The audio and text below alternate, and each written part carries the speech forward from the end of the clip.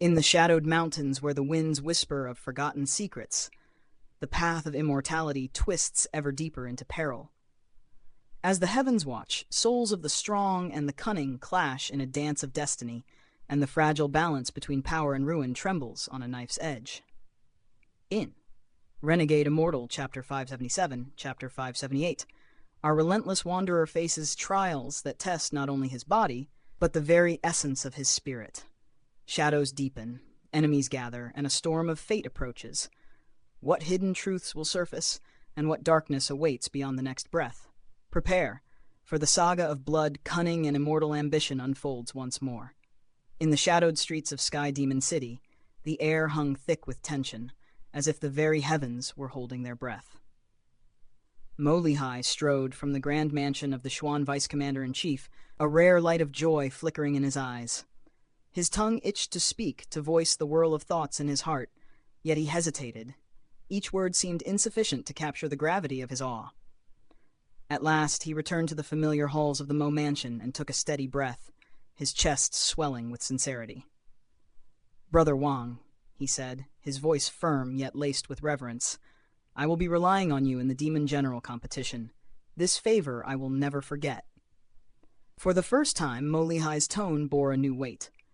Wang Lin was no longer merely a comrade. He was a force that had compelled the Vice Commander-in-Chief to retreat with a single spell. A power that, Mo Lihai realized with a shiver, could carve his path to victory. Throughout their journey back, Mo Lihai could think of nothing but that spell. In his mind, he faced it again, and each time he fell. There was no escape from its overwhelming might. Wang Lin, however, remained serene. There was no trace of arrogance upon his features, only a quiet, measured calm. A faint smile brushed his lips as he replied, "Brother Mo, if I have given my word, I will see it through." Relief and joy flooded Mo Lihai. He laughed, the sound bright and almost childlike in its delight. "Brother Wang, tonight we shall share a drink. I have ancient wine, buried for 5 centuries. Let us honor this moment." Wang Lin's eyes glimmered, and he nodded, his smile confirming the unspoken bond between them. Far above, at the legendary Sword Pavilion in the heart of Sky Demon City, a figure in flowing yellow robes appeared. He gazed toward the Imperial sword with an amused smirk. "Have you had your fun?" he murmured, his voice carrying the weight of authority. "Stay away from Hong Prison for now. Rest. Wait." Within the formation, the silver sword stirred, releasing bursts of defiant hymns that rattled the air. Unwilling to yield, the yellow-robed figure chuckled.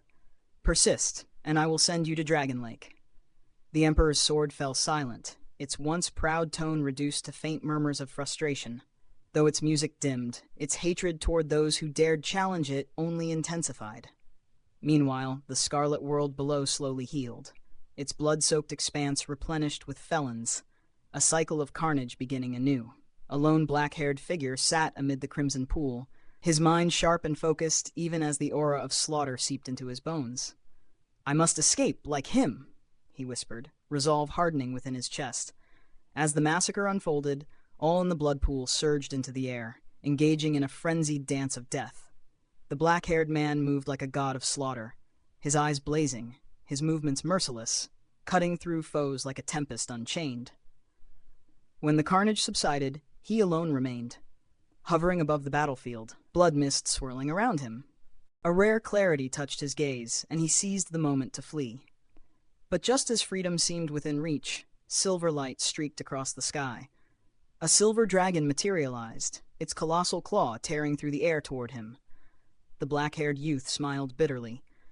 In a whisper meant only for himself, he uttered, "Explode!" His body detonated with a roar, sending the blood mist outward in a violent shockwave that met the silver dragon's claws. The dragon retracted, its claws marred by the blast. Anger surged anew within its mighty form. A conflagration ignited against the one who had dared challenge it. Yet the black-haired youth revived, rising in another blood pool, silently pondering his next move.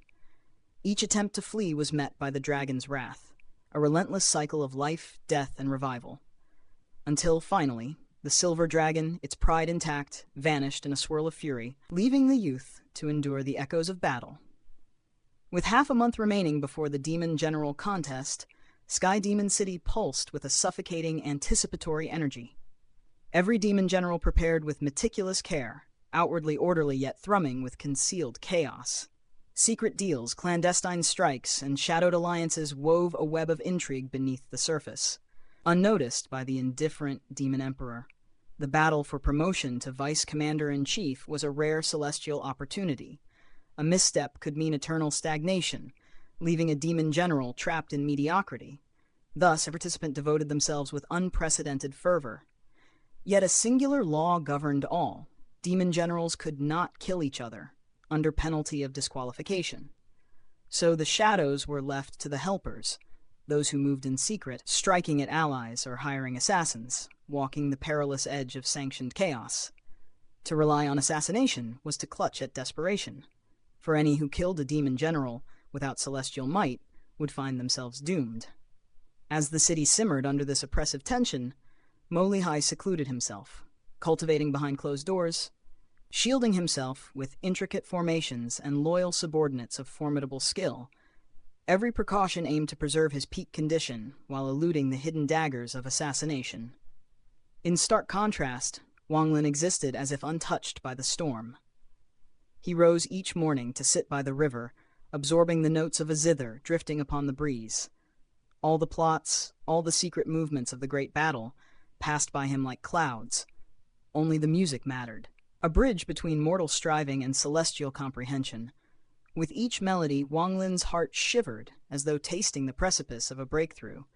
Yet the heavens remained elusive, just beyond grasp. His spiritual energy lay concealed, careful not to draw the demon emperor's watchful sword. Then, like a knife cutting through harmony, a sharp voice shattered the serenity. "You are Mo Lihai's vice-general?" A black-robed figure hovered 100 feet away, a coiling sword circling him like a serpent. Impatience and disdain etched every line of his face. "Strike if you wish," Wang Lin murmured, unperturbed. "To kill you is but to sever one of Mo Lihai's arms." Without rising, Wang Lin extended his thumb, sending forth a single ray of black light, the finger of death. Grass withered, life force drawn into the shadowy spear as it streaked toward the intruder.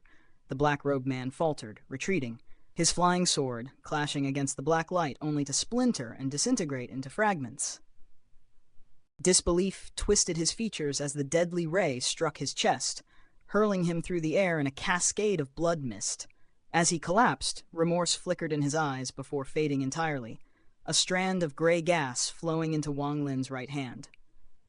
The man was no stranger, merely a demon cultivator of late soul formation, likely a scout sent unknowingly to test him.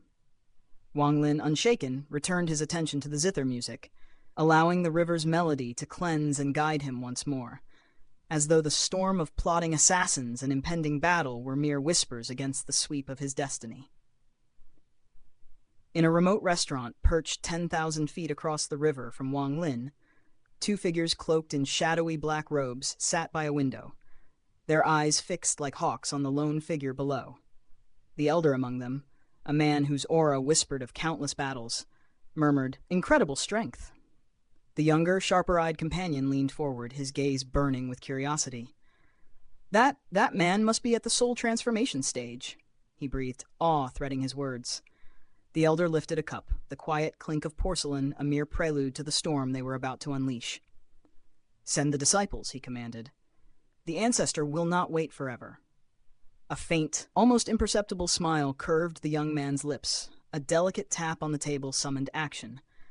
A middle-aged figure, eyes shimmering like distant stars, rose from the restaurant's first floor. He surged forward in a wave of sword energy, slicing through the air toward Wang Lin with a silent roar of deadly intent.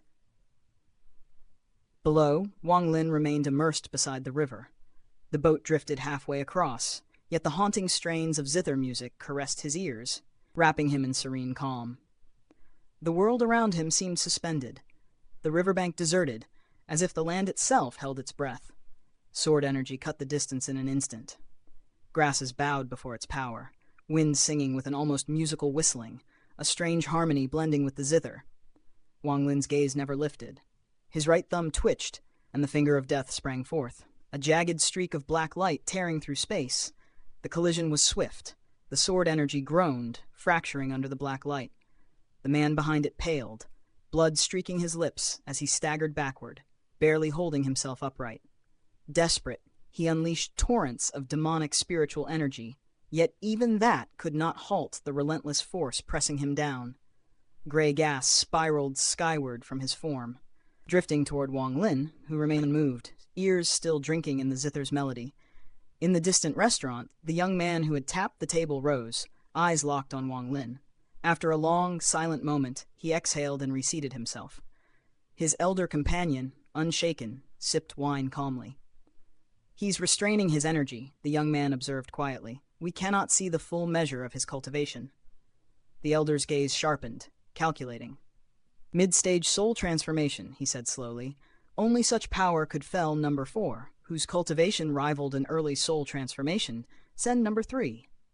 A spark of anticipation lit the younger man's eyes, yet he shook his head.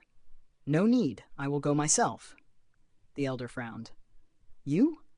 "I am number 2, the young man reminded him. He descended the restaurant steps, each movement deliberate. Near the peak of late-stage soul transformation, with me, the battle leaves no suspense. A river breeze swept past, tugging at his robes as he moved toward Wang Lin, each step commanding a palpable increase in his aura. At 300 feet from his target, demonic spiritual energy swirled about him, fused with threads of celestial power. The air itself seemed to warp under his presence, bending in recognition of his mastery. Wang Lin did not glance up. The finger of death formed once more, a bolt of black lightning leaping toward the approaching adversary. The young man merely laughed, stepping forward. Hands sealing in intricate patterns, he drew the energies around him into a glowing orb, colliding with the black light without hesitation. "You overestimate yourself," he taunted. Yet the orb trembled as a dark mist infiltrated it, twisting the glow into a menacing black sphere. Cracks spidered across its surface. Panic flickered across his face as the orb shattered, and the black light surged forward. He unleashed hundreds of smaller spheres to block it, each exploding in turn. One by one, the black light dimmed, until finally it vanished entirely. Sweat beaded his forehead. He steadied his breath and spoke, voice tense yet reverent. "Your strongest spell, broken. I see now why numbers 4 and 5 fell. But now, let us see the rest of your might." The boat faded into the distance. The zither's melody dissolved. Wang Lin rose slowly, turning his gaze toward the young man. Crimson glimmers ignited within his eyes, and a murderous aura erupted, sharp as 1,000 swords. Rumbles shook the heavens as if lightning itself descended. The young man's mind was struck. His limbs quivered uncontrollably. Pain pierced his forehead like a blade, a cold dread settling into his bones.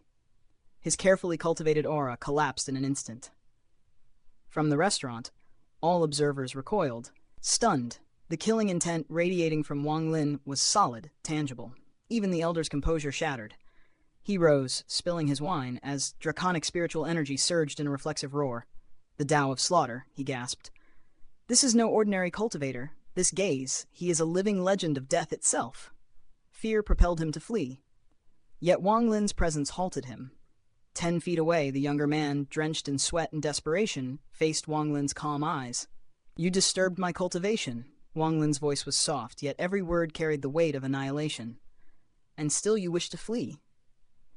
The elder smiled bitterly, madness glinting in his eyes. A forbidden seal was broken, his celestial demonic energy exploding outward. The restaurant crumbled, a cataclysmic wave of destruction echoing across the river. When the dust settled, silence reigned over 1,000 feet. Wang Lin appeared unscathed, eyes shadowed with solemn gloom. He brushed dust from his robes and walked onward, leaving the river behind. From the fallen young man, gray wisps of spiritual energy slithered through the air, pursuing Wang Lin into the distance, relentless and undeterred.